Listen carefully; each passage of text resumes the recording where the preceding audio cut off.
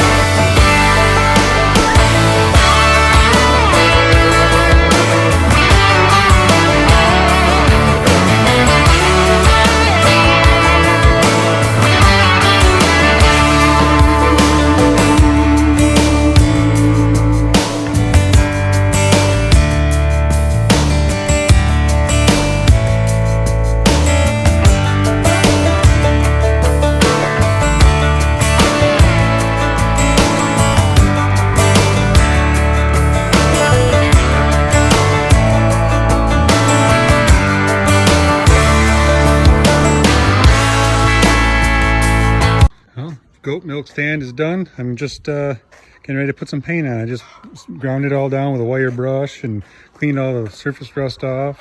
Wiped it down with some chlorine-free brake clean. This is the newest addition. It's a dish holder, so when the goats are in here, they can get their grain. But anyhow, how this works is you put the pin in there, and now this thing can't go any farther, so that blocks their head in there. Or if you want to go the next size, so on and so forth. Now it's wider, and now it's wider. So that's that, and they jump up on here. I'm all made out of steel. I've got probably 50 bucks into making this. It's buying all the expanded metal. I had to buy the angle iron. I had the tube for the head block, the tube for the legs, all that. I already had all that, but expanded metal, bolt for the T-handle. Oh yeah, that's just a T-handle. I welded a nut on here. You loosen that up and you can adjust the height of this thing for the different size goats. And then we'll probably put some like pool noodle material in here so it's softer on their necks. And if it's too small, like if this smallest setting doesn't work for the smallest goats we have, which it should, she's one of our smallest. That's her. So she's short and got a small neck, but her head is bigger than that little opening, I believe, so we should be good to go. But this will be used for milking and trimming hooves, and it'll go into the milk parlor when we're done with it. But I'm waiting on gravel before I can move it and do all the rest of the finish work on it. So okay, so got the stand all welded up, ground it down, cleaned it up with some brake clean. I got rid of all the surface rust. I just sprayed it with a rust converting primer because some of the metal did have some rust on it, and that was the primer I had on hand. So it's primed. It's going to get a couple coats of high gloss black, but so I've welded this up this morning.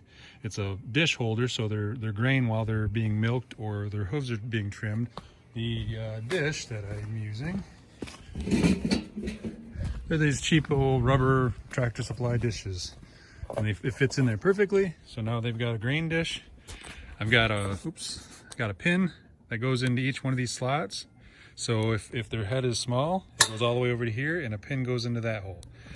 Vice versa. If they need any bigger, over here, over here, over here, and over here. So it goes from this big of an opening all the way open to there. And then I welded up a T-handle here out of just a bolt and a nut, and then welded a nut onto the sleeve here. I can loosen this up, and then this whole stand, the head block, will go up and down depending on what size goat that we have, because our smallest goat is well, you can kind of see her over there, that brown one right there. She's got a little shorter stance, and her head and neck's a little skinnier than, let's say, this one here. So make it adjustable, and then it fits all of our needs.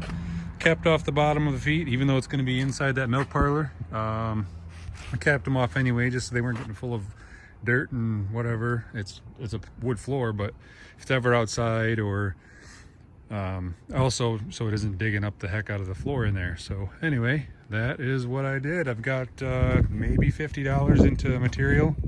I had the tubes for the legs, same tube I used for the head block unit, so I had to buy angle iron, flat bar, expanded metal, and then the bolts and stuff. But I mean, I got like 50 bucks into it, so can't beat that for a steel one, you know.